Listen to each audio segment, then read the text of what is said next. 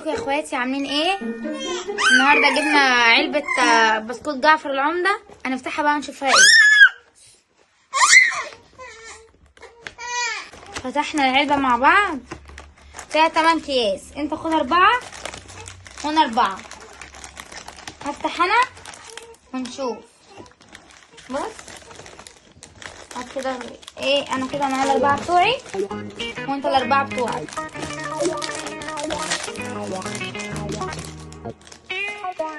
اول كيس مكسبش،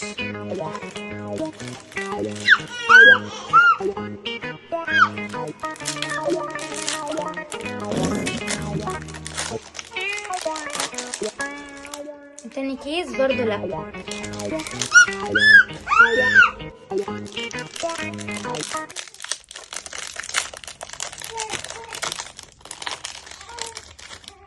وتالت كيس برضو مكسبش.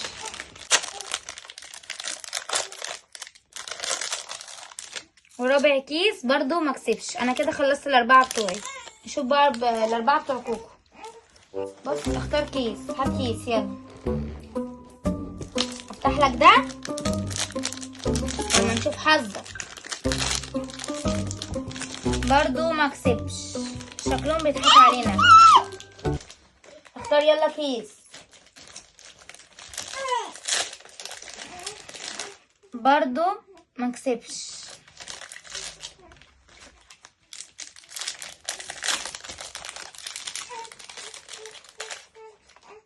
مكسبش برضو. وكده قاعد اخر كيس.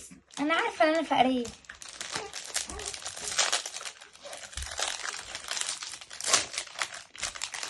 واخيرا 5 جنيه اهي يا جماعه.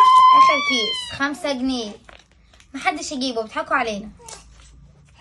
طبعا اللي طلع كسبان في الموضوع ده كله هو كريس اللي عمال ياكل في البسكوت. باي باي.